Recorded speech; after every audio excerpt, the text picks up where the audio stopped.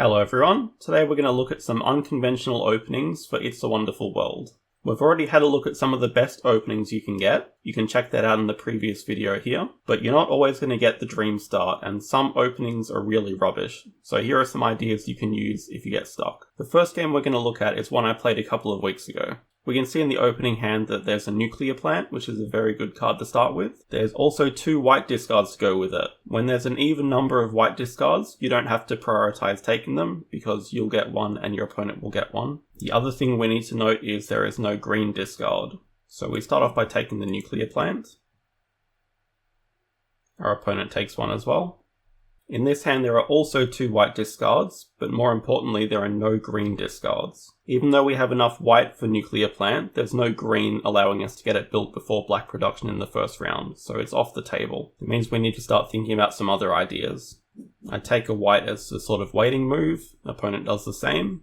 And now here, I like the look of the offshore oil rig. Industrial complex would also be a decent start. This hand and the other hand are more leaning towards a blue build is going to be better. The offshore oil rig also combos really nicely with a card from the other hand, and hopefully we can get both of them.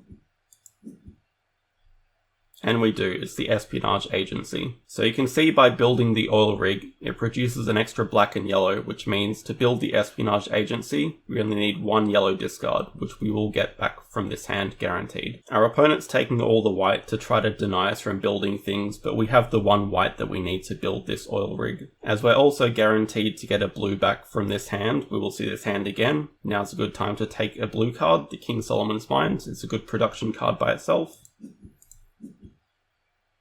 Then we get our yellow discard here, and we get our blue discard. So you can see this is a pretty easy way to get some nice production early. The oil rig needs 2 discards, Espionage needs 1, but you have great production from round 1. And if you can find a blue card to go with it, it works out very nicely. This is probably the most conventional opening we're going to look at. It's actually pretty good and standard, I would say. If you can get a setup like this, I would recommend going for it. It also works even better if you can get an underwater city instead of the Espionage agency, as that extra green production from round 2 onwards is really useful. And if we fast forward to the end of the game, we finish on 86 points. The majority of those are from generals. Very close to finishing Alexander's Tomb as well, which would have boosted this up to like nearly a 110 score. The second game we're going to look at is one that I've already actually looked at on this channel. This was when I was studying JSnoop's replays. So this is a game between Superfab and JSnoop, and we're looking at it from Superfab's perspective. When I'm looking at this opening hand, there's an odd number of white, there's only 1 white.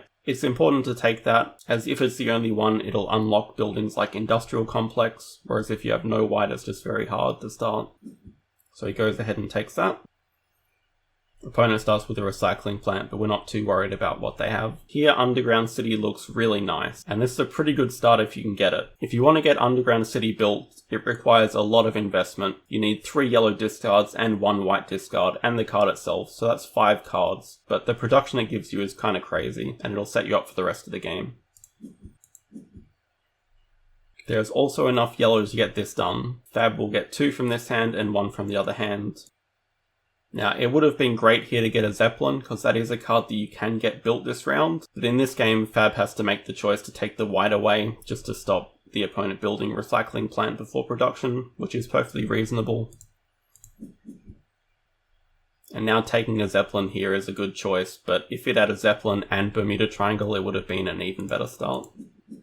And there it is, an insane amount of production from the very first round. And if we fast forward to the end of the game, Fab does end up losing, but look at the complete domination in production. 13 generals and 9 financiers to 1 general and 8 financiers. I think Fab lost this one in the mid-game. It was definitely not the early game that cost him. Underground City is a brilliant start if you can get it. The third game is back to one that I played, and this is for all you science lovers out there. The first thing I'm looking at here is there's an odd number of white discards, 3, so I definitely want to be taking 1 as a first pick. Small tiny note, but I take Mega Drill, because Mega Drill and wind turbines can make a decent start if there's like really nothing else in the other hand, so I take it because it has the best potential to be a good production start. Opponent also takes a white. There's definitely a few directions you can go here. One potential start would be getting the wind turbines here and the wind turbines in the other hand, getting 2 white discards and building both of them, and then maybe building an airborne lab with it. I decide I want to go a sort of green and yellow financier build, so I take the Harbour Zone first, even though it's a very out of place card. There's no yellow help in the other hand, but I think it's the best potential card here, so I take that first. Here, as there's 2 white, I don't need to take it. I don't even need a second white anyway, but I'm still eyeing the financiers, so I take aquaculture. And here, research center. The hope is to get neuroscience back, but if I don't get it back, it's not the end of the world, because I can put the green straight on aquaculture. I think it is more likely than not that I will get it back, because the opponent probably wants Bermuda Triangle ahead of it. Here I make a small mistake. I should really take Lunar Base away first, as it's a huge scoring card for any build you go for. I take the yellow discard just to get Harbour Zone a bit started, as I am lacking yellow production. Here we get Neuroscience, and we get Lunar Base back anyway.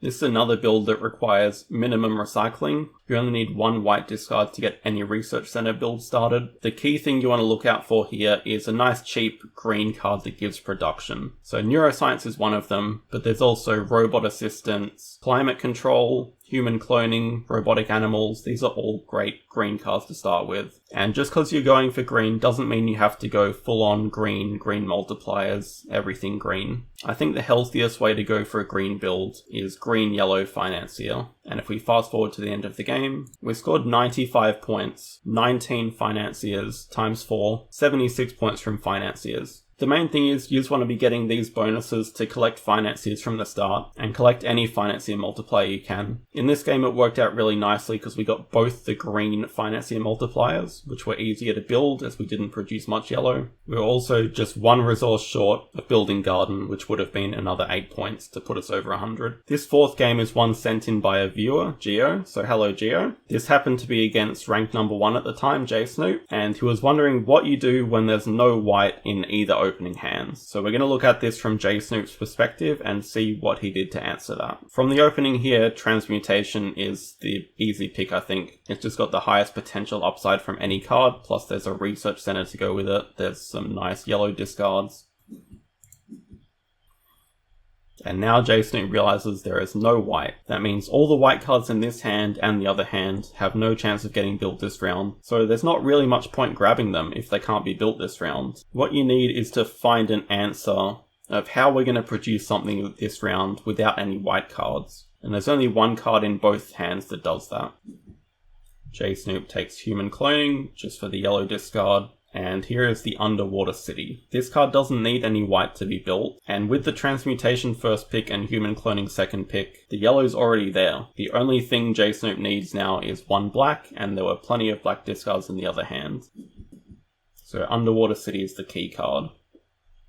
To combo with it, Blackbeard's Treasure is nearly perfect. You just need 1 more blue discard to get this built before round 2. There's plenty of black coming back. JSnoop only needs 1 of them. Gets the black. The other cool thing about this is you can also put a green recycle here, which means it will also produce a green before green production, giving JSnoop another character token. And that green can be used perfectly on human cloning. This is another tribute to all the science lovers. 6 times green cards, 6 times 5, 30 points from green cards. 15 from time travel. It looks like getting scoring cards was a struggle this game, but just the flexibility with the Underwater City into Blackbeard's Treasure, just producing a bit of everything, gave him the flexibility to score points from any means necessary. And 82 points is still a very decent score, especially considering the start that was available. This 5th game is from my friend Pala Papa, who just recently hit number 1 as of yesterday, so well done to him. Here he told me it was a very interesting game. Now I can't condone the way he plays, I would never do this, but he starts by taking Cities of Gold. For me, I would always, 1,000,000 times out of 1,000,000, take Robot Assistance. But let's see what he plans to do. Opponent starts with a recycling plant. So now the scary thing is, you've left them the white discard, they can build nuclear plant. But actually, Pala Papa's secret plan is to discard 4 blue cubes onto Cities of Gold and just get it built. But first and importantly, I think, he recognizes that nuclear plant needs to be taken away. And now he just starts taking the blue. And ideally you want that blue to go somewhere, so polar base is a good option. And there we see it. Cities of Gold before round 1. This is a very different way to play, but can be very effective, and I think there's two main things you need to take away from this. If you are going to do this, make sure that the card, like Cities of Gold, actually gets built before round 1. If you put, say, like 3 blues on Cities of Gold and didn't get it built, this would be a horrible, horrible start. But getting it built is important. Then the second part is, you want somewhere that the production is going to go. In this case, Polar Base is a great place for it to go. It's going to be a nice scoring card, and it's going to give a lot of blue production. And I just want to note as well, the opponent has a very nice green start. Research Center plus Robot Assistance is one of my favorite starts. With Virtual Reality, this could be a great Financier build. And if we fast forward to the end of the game, well, we can't go to the end of the game. This is the end of the game. The opponent conceded. This was the start of the 4th round draft, and they obviously didn't see enough scoring cards that they liked, so they couldn't catch up Palapapa in score, which is why they conceded. But we can see he was well on his way to a monster score, and this is a great yellow-blue build that I'm normally critical of. If you want to go yellow-blue, this is the key to doing it. Every single card here produces some sort of resources. The general multipliers aren't going to be as effective. They'll still be roughly 10 points each, but flat points from things like Lunar Base and Ancient Astronauts, this would have been at close to 100. And the last game we're going to look at is from Palapapa again, this time against the number 1 player at the time, Eco. So this was a while ago. This was before they had smaller card sizes, so apologies for the massive cards here. But this is again a start where there's no white in either hand, so let's see what Palapapa's crazy idea is here. Starts with Atlantis, which I think is a fine pick. It's a very scary card to come up against. Eco starts with Underwater City, which is, funnily enough, one of those perfect cards when there's no white, as we talked about earlier. And here, Palapapa just starts taking all the yellows, maybe with the ideas of building a Harbour Zone.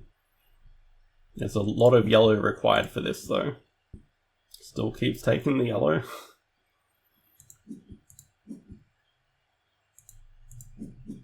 And if we count it up, he's got 5 yellow discards to build Harbour Zone before round 1 production. Eco has a very decent start themselves, building Underwater City and then putting it straight on Ancient Astronauts. That's a very decent start. But again, I think the key points here is, make sure if you're doing this, you finish the Harbour Zone. So you need to ensure that there are enough yellows. In this case, there were 7 yellow discards in the opening hands, as Eco got 2 himself. The other good thing is, by producing the 4 white, you can build Research Center as well, so it's going to be complete production dominance from Palapapa, even though he doesn't have any scoring cards to put the resources on yet. This is just a very extreme example of when there is no white in either opening hand. And if we fast forward to the end of the game, Eco conceded here.